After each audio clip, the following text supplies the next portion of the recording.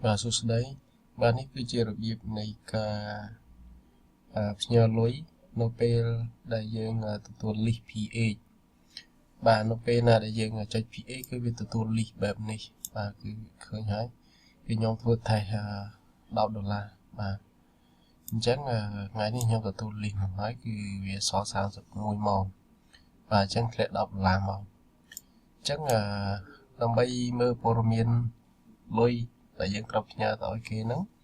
និងព័ត៌មានខាងគេបាទសំទោសព័ត៌មានខាងគេយើងចូលក្នុង detail នេះបាទក្នុង detail នេះគឺព័ត៌មានខាងធនីសំទោសខាង QR code Bitcoin បាទខាងគេអញ្ចឹងដើម្បីផ្ញើឲ្យគេបាទអញ្ចឹងយើងចូលទៅ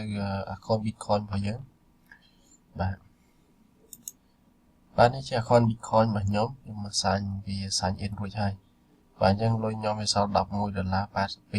អញ្ចឹងខ្ញុំធ្វើតេស្ត$10សម្រាប់ M Global បាទអញ្ចឹងចាប់ដើមផ្ញើលុយរបស់អ្នកគ្នាវាខាតពេលបាទអញ្ចឹងនៅក្នុងនេះមាន Home Wallet My Transaction ហើយនឹងSend Money បាទអញ្ចឹងយើងចុចពាក្យ Send មកបាទ Send Money កន្លែងនេះគឺយើងយកកន្លែងពាក្យថា Bitcoin address អញ្ចឹងយើងជឿ copy នៅ Bitcoin នៅក្នុង MM បាទអញ្ចឹងយើង copy យកមកហើយបន្ទាប់មកយើងយកទៅ paste ចូលនៅត្រង់នេះបាទបាន paste បែបនេះហើយបន្ទាប់មកយើង copy កន្លែងនេះទៀតបាទកន្លែងនេះគឺចំនួន Bitcoin បាទនេះចំនួនលុយរបស់យើងនេះចំនួន Bitcoin ហើយយើង copy ចឹងមកតមកយើងយកមក paste ចូលត្រង់នេះបាទជិះវាងការដែលយើងទៅសេវាយូរហើយនឹងខុសបាទអញ្ចឹងយើងមើលបានជាម្ដងទៀតជាធម្មតានៅត្រង់នេះក្បៀសបាទអត់មានចុចទេហើយយើង paste ទៅមិញក៏វាក្បៀសដែរឃើញទេអញ្ចឹងយើងត្រូវលុបក្បៀសនេះចេញដាក់សញ្ញាចុចបាទសញ្ញាចុចគឺសញ្ញាតូចសញ្ញាធំនៅលើ keyboard របស់យើងហ្នឹងបាទបន្ទាប់មកបាទយើងឃើញបែបនេះបានន័យថាលុយដុល្លារវាអូតូខ្លួនឯងហើយជាធម្មតាលុយ Bitcoin វាឡើងចុះទៅតាមតម្លៃទីផ្សារ Rate Exchange World Exchange ហ្នឹងអញ្ចឹងយើងមិនបាច់ care ថាឥឡូវយើងផ្ញើគ្រប់ទេសំខាន់គឺយើង copy តាលុយ Bitcoin នេះតែប៉ុណ្ណឹងមកបាទអញ្ចឹងចំនួនដុល្លារវាខុសគ្នាតិចតួចចាំងគេnóក៏ដឹងដែរគេយល់ដែរបាទអញ្ចឹងបន្ទាប់មកយើងចុច Send មកបាទ Send Payment អញ្ចឹងលុយរបស់ខ្ញុំទៅឲ្យ10រៀលអញ្ចឹងវាសល់1រៀលចុច83អញ្ចឹងដើម្បីចូលទៅយកវិក័យប័ណ្ណដែលយើង Send ទៅមិញយើងត្រូវយកហើយនឹងថតទុកបាទអញ្ចឹងនៅត្រង់នេះបាទយើងចូលពាក្យ My Transaction ហើយពណ៌ក្រហមនេះជាធម្មតាយើងបាញ់លុយចេញហើយអាខៀវនេះយើងទទួលមកវិញបាទអញ្ចឹងយើងចុចនៅត្រង់នេះបាទចុចត្រង់នេះគឺវាចេញហើយបាទចេញវិក័យប័ណ្ណបែបនេះអញ្ចឹងយើងត្រូវថតវាទុកបាទអញ្ចឹងខ្ញុំថតសិនបាទពេលខ្ញុំថតហើយខ្ញុំនឹង save ទុកហើយខ្ញុំនឹង attach ចូលបាទសំចាំតិចបាទសំចាំតិចខ្ញុំរៀបចំកាមេរ៉ាថតសិនបាទខ្ញុំថតទុកបាទខ្ញុំថតទុកហើយអញ្ចឹងខ្ញុំយកទៅ save បាទ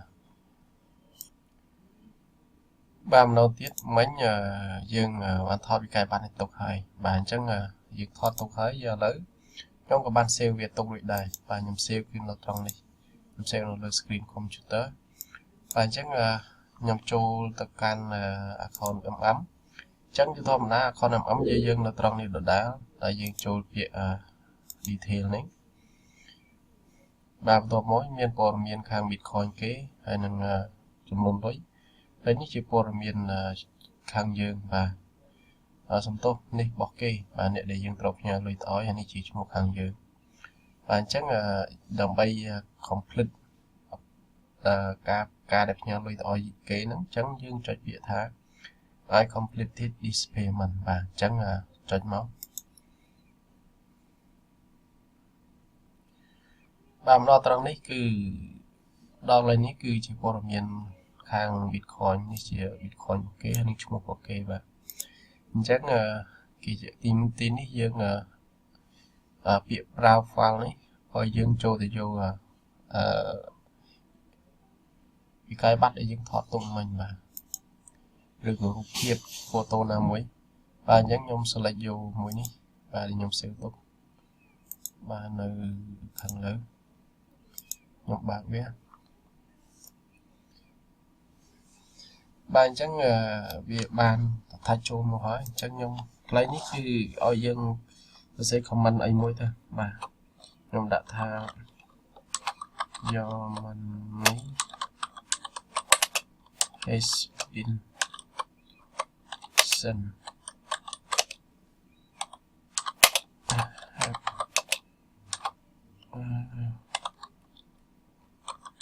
confirm on me please តែ comment នេះស្រេចឲ្យយើងដាក់ណាបាទអញ្ចឹងបន្ទាប់មកយើងទាញមក scroll ហើយយើងចុចពាក្យ next ត្រង់នេះបាទបន្ទាប់មកគឺ next ចូលនេះទៀត